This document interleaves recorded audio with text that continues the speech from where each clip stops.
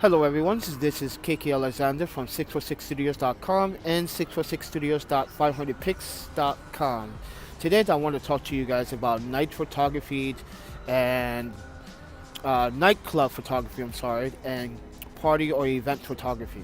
Now, what kind of gear that you need to bring, what settings you need to set your camera to, what's the best recommended flashes, what are the do's and don'ts about these type of photography projects or jobs that you do. So please do subscribe to the channel, please do share it and like the video if you do, and it really helped me appreciate the subscribers and the likes. So I'm going to talk with you guys about event photography and nightclub photography.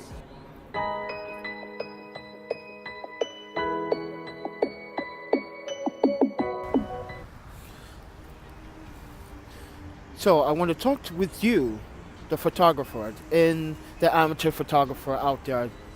What does it take to do nightclub or event or wedding photography? Well, let's focus on events and nightclub photography. My recommendation when it comes down to lenses. Now I'm going to pick out a bunch of lenses, so hear me out. So I like a prime zoom lens, so something like a Sigma 18 to 35 Art, the Canon 17 to 40, the Pateron 15 to 30, and I believe the Nikon is 17 to, I'm not sure on the top of my head, so you guys let me know in the comments down below.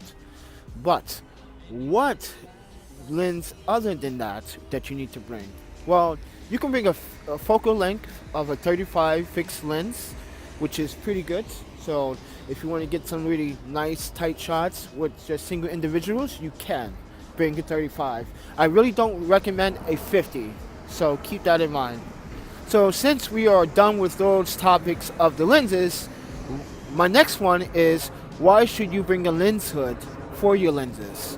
It's very important to bring a lens hood because it will protect the lens and it will protect the front element of your lens. Now, if you want to use a UV filter, that's okay. You can probably use it, but I don't.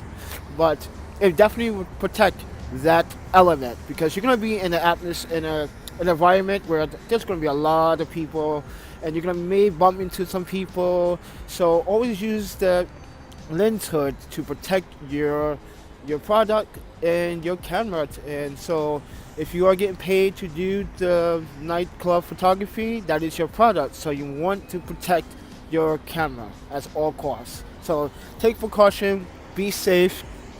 But the next topic I want to bring is flashes. What kind of flash do I need to buy? Now, you can buy any of these flashes online. It's really cheap.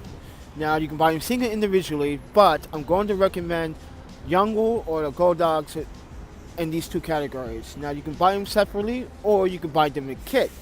I brought mine in a kit, 2 flashes and 1 trigger. But since I have 2 cameras, I need to buy a second trigger. So always use wireless triggers, TTL style.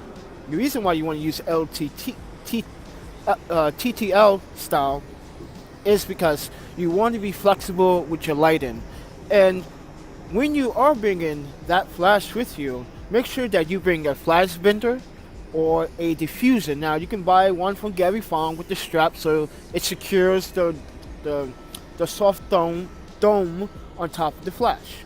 Now, that is an option on your opinion, but you can use a flash bender because that flash bender will spread that light when you're doing group portraits. So it's very important that you bring some flash modifiers just in case. You can put color gels too to spice up your club life photography or event photography, but that's up to your discretion to do it. So just a recommendation if you're looking for some creativity in that category. Now, I am going to talk about settings. Now, this goes for all cameras because I am now currently a Sony user. I've been a Sony user for almost 3 years, but I'm going to let you guys know that shoot in manual mode. God, a lot of police sirens here in New York City. So I'm in beautiful Brooklyn in front of the Brooklyn Library. And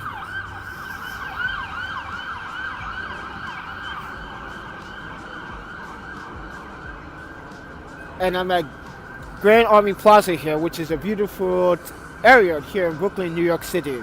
So tomorrow night I will be doing a party event, and I'm hired to do a job to take some nice, beautiful photos. So I will be shooting at f4 and f5.6. I recommend those settings is because when you're shooting manual, put the dial in manual. Now you can use your camera. If you have a Sony, you can change it to continuous on the body, but on the dial, the top dial, you want to actually put it on manual mode. Now, so you can have all control of all your settings. That is the reason why you have to put it on manual mode. Now, this goes for Nikon and Canon. If you have that able feature, you can do that. So keep in mind that I shoot maybe at the shutter speed of 1/60 of a second. You can go a little bit higher if you want to be very creativity in your photography. Oh, blah blah blah. But just want to share those tips with you. Now, when it comes down to ISO, I always shoot at ISO 800. It's a really good flexible ISO, especially if you have your flash at 1/16 of the power or 1/32 of the power, just in case. Now, do I need to bring either a full frame or a crop sensor camera? Now, it's up to your choosing, but I use both. But keep in mind that full frames sensors bring in more light, so you have to adjust the settings based on the full frame, because it's not going to act the same if you set the flashes on the same settings. Now, this is another tip when you use the flash on your full frame or crop sensor camera when doing this, is that you need to be aware that you should set up different channels for each flash and each trigger if you're using two cameras. It's because you don't want both go off when you're taking one photo. It might actually mess up the photo that you're taking. So keep that in mind. It's very important to make sure that you switch the channels so they separate themselves. Now, what else do I need to tell you for a tip that you need to do? Oh, always be very social when you're actually doing some of these event or party photography and dealing with the client.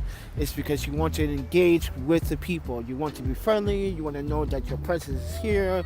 You want to let them know that you're here to also to have a good time. Now, as a photographer, if you're doing it for 4 to 6 hours a day, you need to be aware of certain things, that you're entitled to a meal and you are entitled to a break. Now, you can have fun at the same time as you work, but keep caution that always keep yourself safe and your gear safe. It will just work out the best way.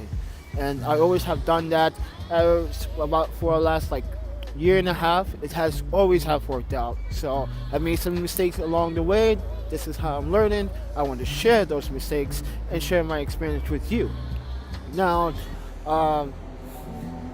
what else do I need to tell you guys? Because I just want to make a video on my iPhone 6. I'm starting to decide to make video content straight out of the box. Like, give you something straight raw as I'm doing what I have to do. I came from a business meeting here at the Brooklyn Library here. Very important people here. And so was here just socializing and getting some paperwork done. But event photography is very important to people. If I miss anything, let me know down in the comments below. And if you're curious about what I'm always doing, please visit me at the social media, at Instagram, at ThePandaPhotographer, all in one word. You can go to my Twitter, you're going to go to my Facebook, you can go to my website, and you can watch all the tutorials on photography and videography. So if you are a big fan of my work and you want to follow me as I go on my journeys to state to state and country to country, you can. But other than that, thank you for watching, everyone, and I'll see you guys in the next one.